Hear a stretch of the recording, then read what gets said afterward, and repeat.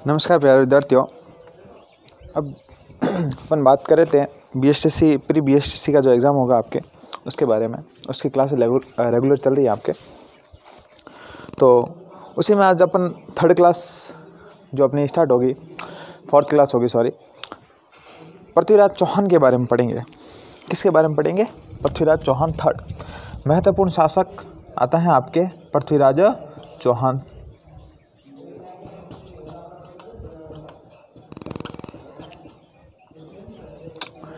मैंने आपको राजपूतों की उत्पत्ति बताई थी। राजपूतों की उत्पत्ति के बाद हमने चौहान वंश से स्टार्ट किया था कि चौहान वंश के प्रमुख शासक कौन कौन से थे, उनके बारे में मैंने आपको बताया था।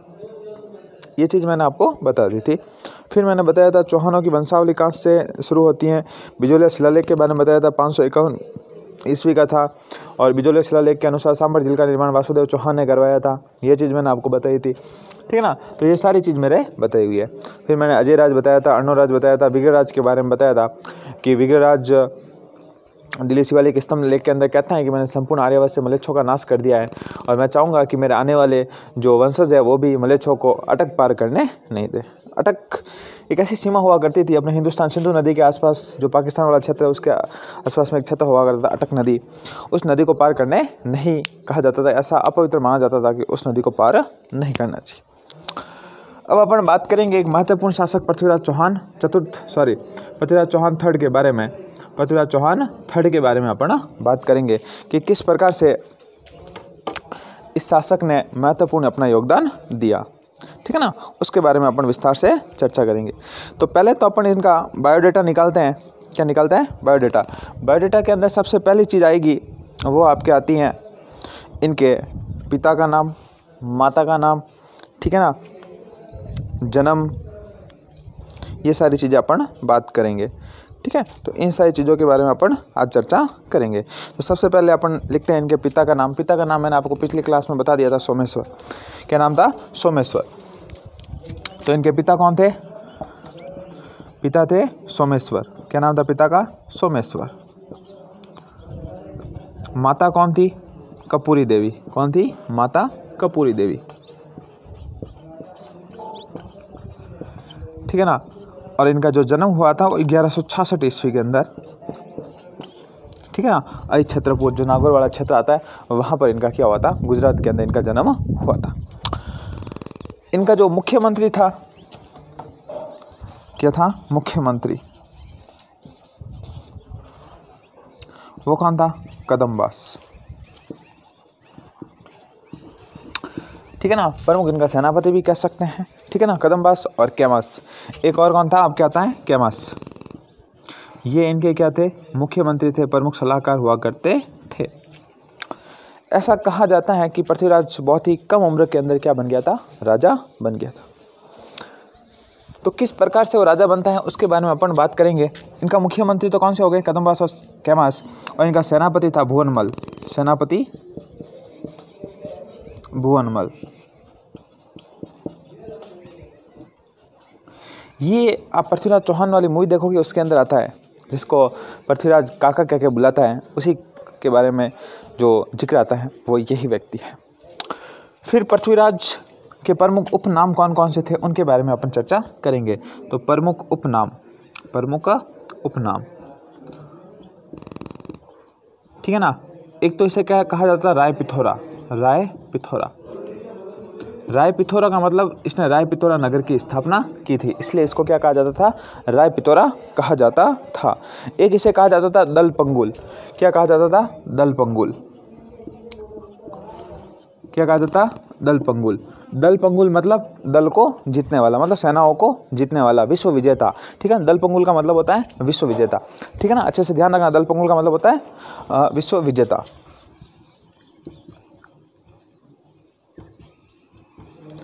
दल पंगुल का मतलब क्या होता है? विश्व विजेता, विश्व को जीतने वाला, ठीक है ना। ये इसके क्या हो गए? उपनाम। ये याद रखना कि राय पिथौरा नाम से कौन सा शासक फेमस था? तो पृथ्वीराज थर्ड फेमस था, ठीक है ना। और इसका नाम वगैरह मैं डिटेल आपको बायोडाटा जो था आपको मैंने बता दिया। इसे हिंदू सम्राट भी कहा जाता है पृथ्वीराज को, ठीक है ना। अब इसने राजा बनने के बाद क्या क्या चीज़ें करेगा उसके बारे में अपन जानते हैं। इसको थोड़ा सा मैं आपके मिटा देता हूँ। आपको बात समझ में आ गई होगी। पिता सोमेश्वर, माता कपूरी देवी, 1166 के अंदर जन्म। सेनापति जो आपकी इसका मुख्यमंत्री था केदाम्स और कंबास, ठीक है ना, केमास इनके थे मुख्यमंत्री थे। सेनापति थे वोनमल था और राय पिथौरा और दल पंगुल के नाम से क्या था, प्रसिद्ध था। ठीक है, अब अपन आगे इसके अंदर बात करेंगे और क्या क्या चीज़ें थी, साथ साथ में लिखते रहना आप लोग, ठीक है ना।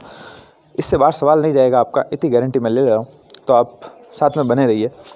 सबसे पहले इसने राजा बनते ही नागार्जुन का दमन किया। किसका? नागार्जुन का।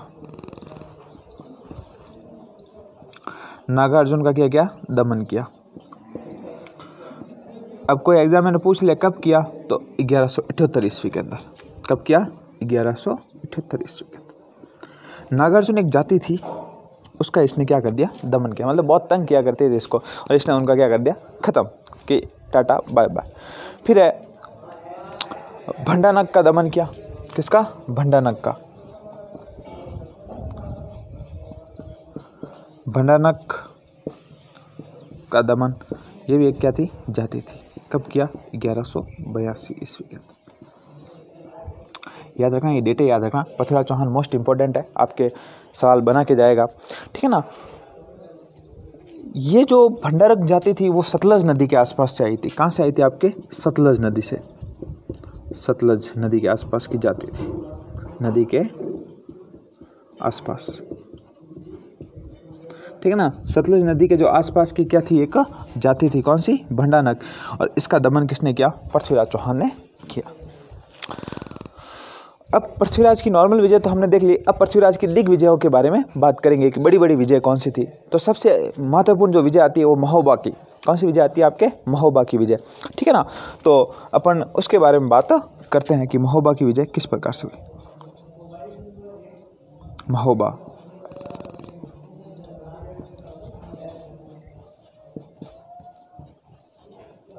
ठीक है ना। कौन सी विजय? महोबा की विजय। ये भी 1182 के आसपास ही महोबा का युद्ध होता है। कब होता है? 1182। शासक होता है महोबा का परमर्दी देव। क्या नाम होता है? परमर्दी देव।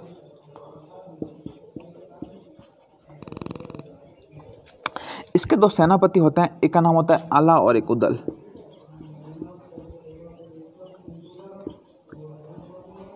ठीक है ना, ये दो इसके क्या होते हैं? सेनापति।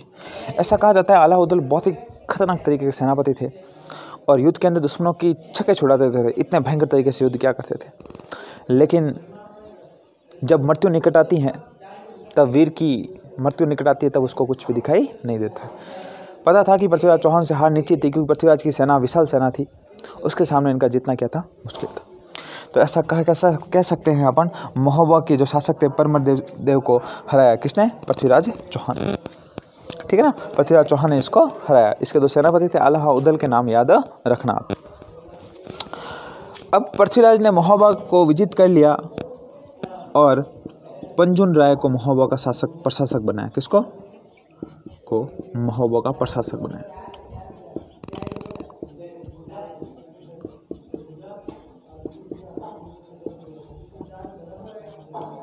ठीक है ना।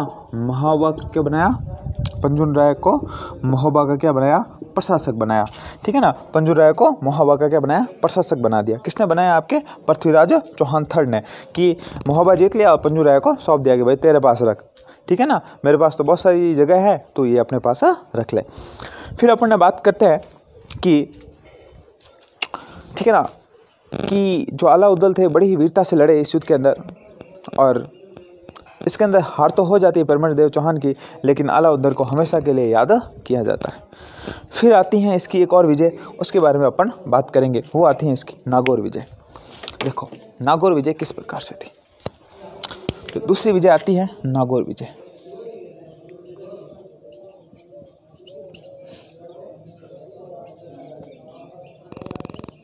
कौन सी विजय आती है? नागौर विजय। 1184 ईस्वी।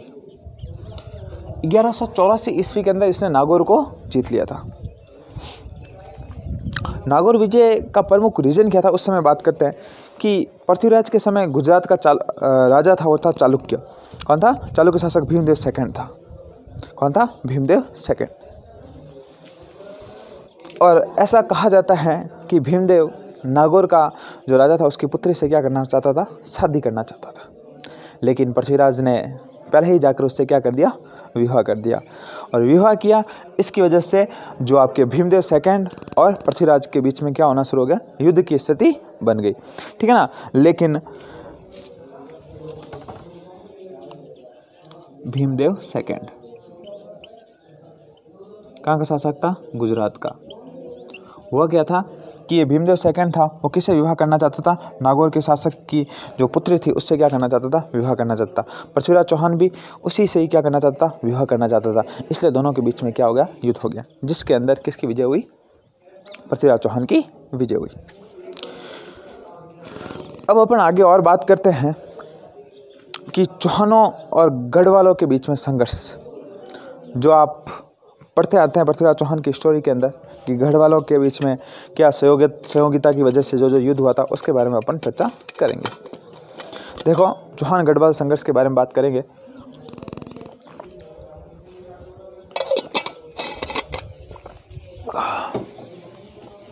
ये लिख लिया होगा आपने, मिटा देता हो ना।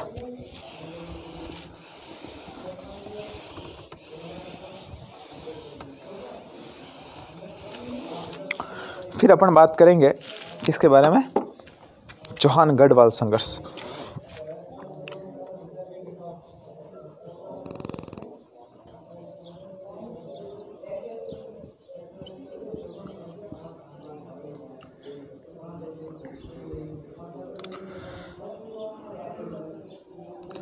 देखो, इनके बीच में संघर्ष होने का प्रमुख कारण क्या था उसके बारे में अपन चर्चा करते थे। इसका प्रमुख कारण यह माना जाता है कि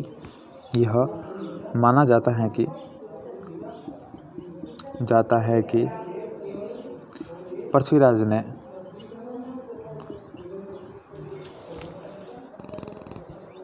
जयचंद की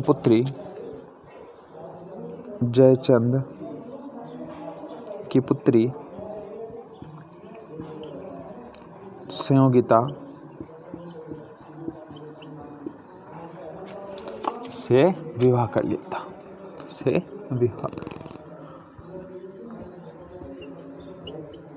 लिया था। इस कारण इनके बीच संघर्ष उत्पन्न हो गया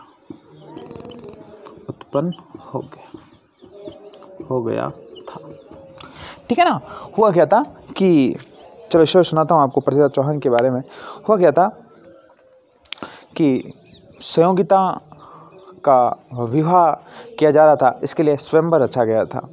सुना आप कि उस स्वयंवर के अंदर जो भी संपूर्ण राजस्थान के जो राजा वगैरह थे, और साथ में जो बाहर के राजा वगैरह थे उनको भी बुलाया गया था स्वयंवर के अंदर, ठीक है ना। और ऐसा कहा जाता है कि उसके अंदर पृथ्वीराज चौहान को नहीं बुलाया गया। पृथ्वीराज चौहान को ना बुलाकर बल्कि उसकी एक मूर्ति बनाई और द्वारपाल के ऊपर रख दी। और जब विवाह का समय स्टार्ट हुआ तब संयोगिता ने सारे राजाओं को ठुकरा दिया और जो मूर्ति बनी हुई थी उसके अंदर जाकर माला पहना दी, ठीक है ना। वहाँ जाकर उस पृथ्वीराज चौहान की जो मूर्ति बनी हुई थी उसके अंदर माला पहना दी।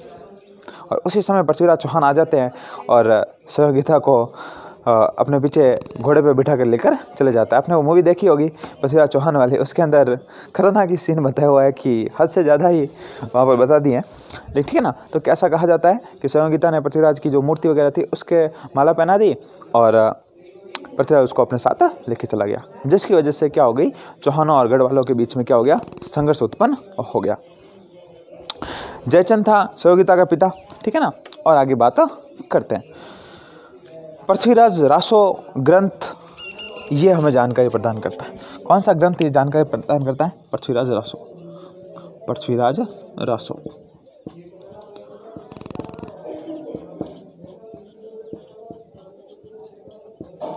किसके अनुसार हमें जानकारी प्राप्त होती है? पृथ्वीराज रासो।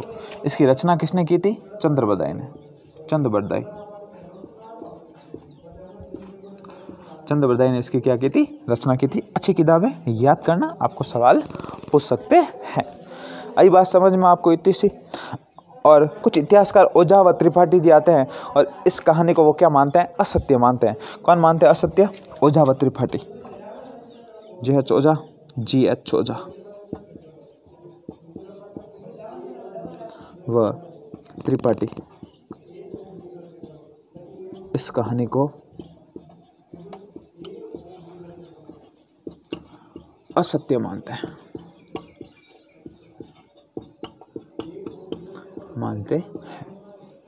ठीक है ना। वो कहते हैं कि नहीं ये तो फेंक रहा है, कौन? पृथ्वीराज रसो, ठीक है ना। इसको क्या मानते हैं? असत्य मानते हैं, ठीक है ना। आप लोग उतार लो फटाफट जल्दी, फिर अपन आगे बात करते हैं। और किसके बारे में बात करेंगे? पृथ्वीराज चौहान और गौरी के बीच में अपन के संघर्ष के बारे में अपन बात करेंगे। लिख लिया होगा आपने।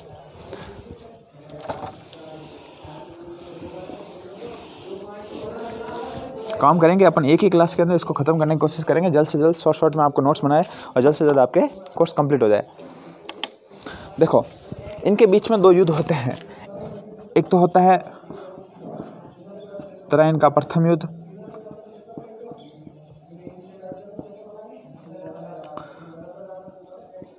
और एक होता है तराइन का सेकंड युद्ध, द्वितीय युद्ध। देखो, इतनी बार इनकी डेटें पूछी हुई है तो डेटें याद कर लेना अच्छी तरीके से। 1191 और 1192 ईस्वी के अंदर, ठीक है ना। 91 और 92 ईस्वी के अंदर 2 युद्ध हुए थे। अब हुआ क्या था इन युद्धों के अंदर, अपन बात करते हैं। तराइन आपके पड़ता है हरियाणा, कहाँ पड़ता है? हरियाणा, ठीक है ना। और मोहम्मद गौरी और पृथ्वीराज चौहान के बीच ये युद्ध हुआ था। किसके बीच में हुआ वो भी लिख लेते हैं अपन। मोहम्मद गौरी व पृथ्वीराज चौहान,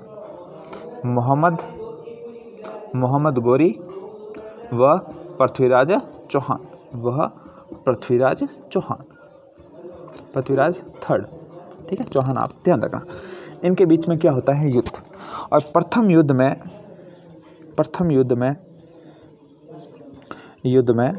पृथ्वीराज की विजय होती है। पृथ्वीराज की विजय होती है। तो सीधी सी बात है, जो आदमी जीतेगा तो उसका जो कॉन्फिडेंस लेवल तो भाई सीधी सी बात है हाई लेवल पे रहेगा, ठीक है ना। और ऐसा कहा जाता है इस युद्ध के अंदर दिल्ली का शासक था गोविंद राय। दिल्ली के शासक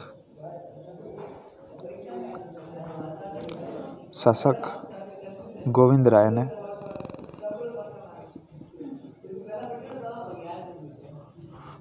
ने भी भाग लिया था, ठीक है ना। कहाँ का शासक था? दिल्ली का शासक था गोविंद राय, उसने भी इसके अंदर भाग लिया था, ठीक है ना। और इस युद्ध के अंदर पृथ्वीराज चौहान की क्या हो जाती है? विजय हो जाती है। अब यहाँ पर विजय हो जाती है तो द्वितीय युद्ध के अंदर मोहम्मद गौरी वापस क्या करता है? वापस अपना शिविर कहाँ डालता है? तराइन के मैदान में। अब देखो होता क्या है, सेकंड जब युद्ध होता है तो मोहम्मद गौरी अपना जो शिविर डालता है कहाँ पर? तराइन के मैदान में डाल देता है और दोनों सेनाएं आपस में आमने सामने खड़ी होती है। मोहम्मद गौरी को पता होता है कि ऐसे तो हम पृथ्वीराज से नहीं जीत सकते। वो छल कपट का सहारा लेता है। पृथ्वीराज चौहान से कहता है कि मैं आपसे संधि करना चाहता हूँ। क्लाइन उल दूत करके एक दूत भेजता है पृथ्वीराज चौहान के पास। पृथ्वीराज से कहता है संधि करना चाहते हैं। पृथ्वीराज ने कहा ठीक है भाई संधि कर लेते हैं, कोई दिक्कत नहीं। पृथ्वीराज ने कहा ठीक है संधि कर लेंगे तो वापस चला जा। तब मोहम्मद गौरी कहता है कि यदि मैं वापस चला गया तो मेरा भाई मुझे जिंदा नहीं छोड़ेगा, मुझे मार देगा। अब पृथ्वीराज चौहान भी उसकी बातों में आ गया कि ठीक है भाई नहीं जाना है, मार देगा भाई, थोड़े दिन रुक जा, कोई टेंशन थोड़ी है, दिक्कत थोड़ी, तू तेरे शिविर में खड़ा है, मैं मेरे शिविर के अंदर खड़े हैं, ठीक है ना। ऐसी चीज़ हुई। गौरी ने एक दिन क्या किया कि रात्रि का समय था और जो सुबह 4 बजे का जो टाइम आता है उस समय उसने क्या कर दिया? आक्रमण कर दिया। सारे सेनापति वगैरह क्या हुए? तैयार भी नहीं हो पाए और मोहम्मद गौरी ने संपूर्ण रूप से जो सारी सेना थी उनके ऊपर अधिकार स्थापित कर लिया और पृथ्वीराज चौहान को क्या बना लिया? बंदी बना लिया। और जैसे ही पृथ्वीराज चौहान को बंदी बनाया, युद्ध की समाप्ति हो गई और जो द्वितीय बैटल था आपका तराइन का, उसके अंदर किसकी विजय हो जाती है? मोहम्मद गौरी की विजय हो जाती है। मोहम्मद गोरी की विजय के साथ ही कुछ समय के बाद अपनी दिल्ली सल्तनत शुरू हो जाती है। मतलब अंतिम हिंदू शासक कह सकते हैं अपन पृथ्वीराज चौहान थर्ड को। ठीक है ना। अब अपन थोड़ा सा इस युद्ध के बारे में लिख लेते हैं। ठीक है ना। गोरी के पास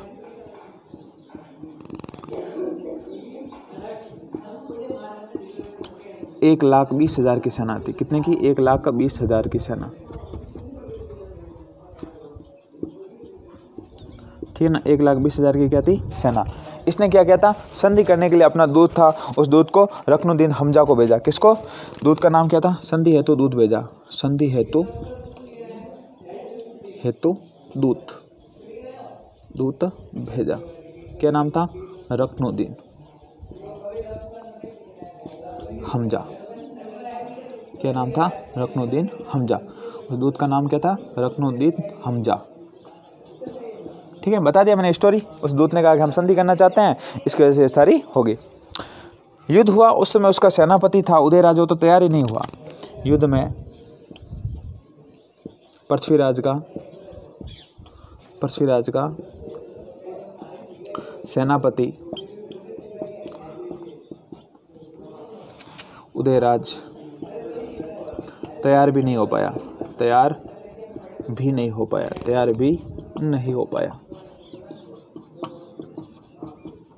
ठीक है ना। वो तैयार ही नहीं हो पाया। सेनापति तैयार नहीं है तो सेना कैसे जीतेगी? ठीक है ना। और ऐसा कहा जाता है कि पृथ्वीराज का जो सेनापति था सोमेश्वर व प्रताप सिंह मोहम्मद गोरी से मिल गया। पृथ्वीराज के जो सेनापति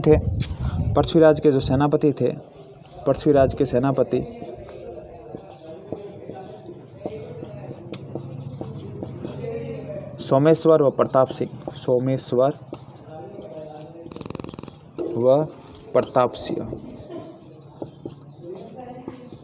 गोरी से मिल गए।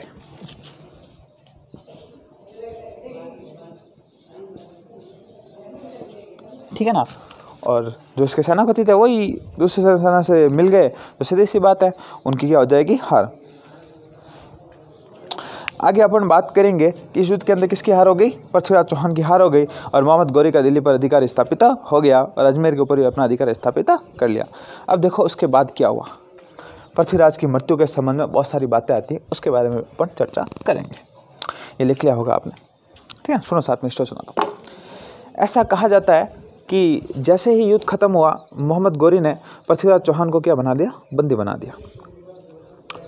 अब बंदी तो बना दिया उसको, और बंदी बनाकर अपने साथ कहाँ लेके चला गया?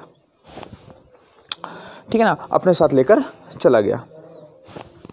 और ऐसा कहा जाता है कि पृथ्वीराज जब बंदी बनाकर लेके चला गया, अफगानिस्तान वगैरह उस क्षेत्र के अंदर लेके चले गए, तब पृथ्वीराज चौहान की आंखें निकलवा दी गई। लेकिन पृथ्वीराज चौहान शब्द भेदी बाण जानते थे कि शब्दों के द्वारा यदि कोई उनको बता देगा कि इस प्रकार से बाण चलाना है तो वो चला सकते हैं। तो ऐसा कहा जाता है, जिसने आपके चंद्रबदाई ने पृथ्वीराज रासो की रचना की। चंद्रबदाई कहाँ जाता है? पृथ्वीराज चौहान के पास। कहाँ जाता है? अफगानिस्तान वगैरह उस क्षेत्र के अंदर जाता है। और मोहम्मद गोरी से कहता है कि पृथ्वीराज चौहान शब्दवेणी बाण जानते हैं, और यदि आपका हुक्म हो तो एक बार ट्राई किया जाए। मोहम्मद गोरी का अच्छा, हमें तो पता ही नहीं था भाई, बुला के ले गया। पृथ्वीराज चौहान को लाया गया और पृथ्वीराज रासो की जो रचना करने वाले चंद्रबदाई कहते हैं 24 बाण, जो एक दोहा आता है वो दोहा बोलते हैं वहाँ पर, और पृथ्वीराज चौहान तीर चलाते हैं और मोहम्मद गोरी की क्या हो जाती है? उस तीर से मृत्यु हो जाती है। और ये कहा जाता है, पृथ्वीराज रासो लिखता है कि फिर पृथ्वीराज चौहान ने और जो आपके चंद्रबदाई थे एक दूसरे को क्या मार दिया? तीर वगैरह मार देते हैं और स्वयं क्या हो जाते हैं? मर जाते हैं, एक दूसरे को मार देते हैं। ठीक है ना। तो इस प्रकार से ये पता चलता है कि पृथ्वीराज चौहान की मृत्यु किस प्रकार से हुई थी। ये सारी जानकारी हमें कहाँ से प्राप्त होती है? पृथ्वीराज रासो से प्राप्त होती। ठीक है ना। आंखें फोड़ दी गई, ये सारी स्टोरी मैंने आपको बता दी। लेकिन एक इतिहासकार आता है हसन निजामी। कौन सा आता है? हसन निजामी। देखो 2-3 पॉइंट लिखा देता हूँ, फिर कंप्लीट हो जाएगा अपना पृथ्वीराज चौहान था। फिर इतिहासकार आता है आपके हसन निजामी। क्या नाम है? हसन निजामी।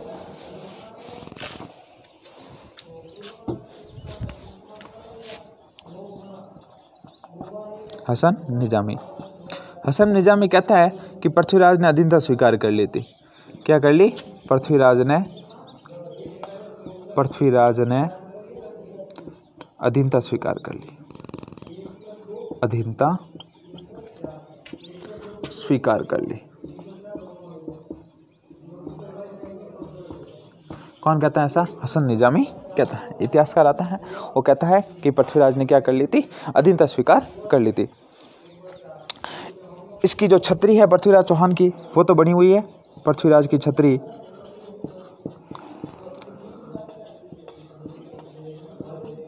तो कहाँ है? गजनी। कहाँ है? गजनी। ठीक है ना, अफगानिस्तान में पड़ता है। और इसका स्मारक है, स्मारक बना हुआ है अजमेर में। कहाँ बना हुआ है? अजमेर के तारागढ़ दुर्ग में। ठीक है ना। वो तारागढ़ दुर्ग नाम किस प्रकार से पड़ा? अपन इतिहास पढ़ेंगे आगे, मेवाड़ का इतिहास, तब अपन को और बताएंगे आपको। पृथ्वीराज के दरबार में प्रमुख कौन कौन से लोग थे? ये भी अच्छा सवाल बन सकता है। तो पृथ्वीराज के दरबारी प्रमुख दरबारी कौन कौन से थे, उसके बारे में अपन देखते हैं। सबसे पहला दरबारी तो आपके आता है चंद्रबरदाई। कौन सा आता है? चंद्रबरदाई। क्या नाम था? चंद्रबरदाई। विद्यापति, विश्वरूप, ये जो लोग आते हैं प्रमुख, ये क्या थे आपके? इसके प्रमुख दरबारी हुआ करते थे। इसके अंदर वागीश्वर भी आता है। ठीक है ना। क्या आता है? वागीश्वर आता है, जनार्दन आता है। ठीक है ना, वागीश्वर, जनार्दन, ये प्रमुख क्या थे? इसके दरबारी लोग थे, जो इतिहास वगैरह की जो रचनाएं वगैरह किताबें लिखने का काम किया करते थे। पृथ्वीराज ने दिल्ली के अंदर राय पिथौरा गढ़ बसाया था, इसलिए इसको राय पिथौरा कहा जाता है। मैंने आपको बता दिया। ठीक है ना। पृथ्वीराज ने अजमेर के अंदर साहित्य व कला विभाग की स्थापना की थी। ये इंपॉर्टेंट सवाल बन सकता है आपके। पृथ्वीराज ने अजमेर में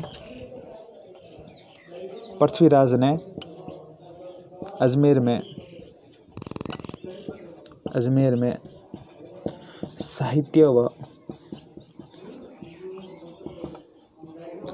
कला विभाग की स्थापना की।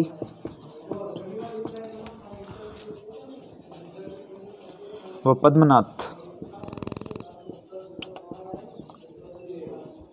को इसका अध्यक्ष बनाया।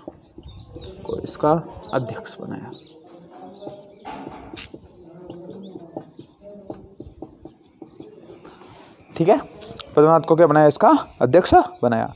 ये होता है आपके पृथ्वीराज चौहान कंप्लीट। इससे बाहर आपके सवाल आएगा नहीं। अच्छी तरीके से पढ़ना। ठीक है ना। और पृथ्वीराज चौहान के बाद इसका पुत्र आता है गोविंद। गोविंद ने आपके जो रणथंभौर के चौहान वंश की स्थापना करेगा। जब अपन आगे वाले लेक्चर के अंदर पढ़ेंगे रणथंभौर के चौहान वंश, उसके समय आपको बताऊंगा। ठीक है ना। तो पृथ्वीराज चौहान के बारे में आपने बात की। इनकी ये चीज़ें याद रखना। कला व संस्कृति विभाग, पद्मनाथ इसको अध्यक्ष बनाया। चंद्रबरदाई, विद्यापति, विश्वरूप, वागीश्वर, जनार्दन, ये प्रमुख कौन थे? इसके दरबारी कवि थे। इसका स्मारक अजमेर में बना हुआ है। इसकी जो छतरी है वो कहाँ बनी हुई? गजनी के अंदर बनी हुई है। और साथ में तराइन के युद्ध को ट्रेन का बैटल भी कहता है। ठीक है ना। इंग्लिश में ट्रेन कहते हैं। ठीक है ना। ध्यान रखना इस चीज़ को। ठीक है ना। तो आज की क्लास यहीं पर समाप्त होती है। जो आपके अजमेर के चौहान वंश थे उनके बारे में अपन ने बात की। नेक्स्ट वीडियो के अंदर अपन जालौर के चौहान पढ़ेंगे, या फिर अपन ले लेंगे रणथंभौर के चौहान वंश के बारे में चर्चा करेंगे। अभी के लिए धन्यवाद, बहुत बहुत आभार आपका वीडियो देखने के लिए। और कोशिश कीजिए आपकी साथ साथ में नोट्स बनाते रहे। इससे आपका अच्छा कॉन्सेप्ट सारे क्लियर हो जाएंगे और इससे बाहर आपके सवाल नहीं आएंगे। धन्यवाद।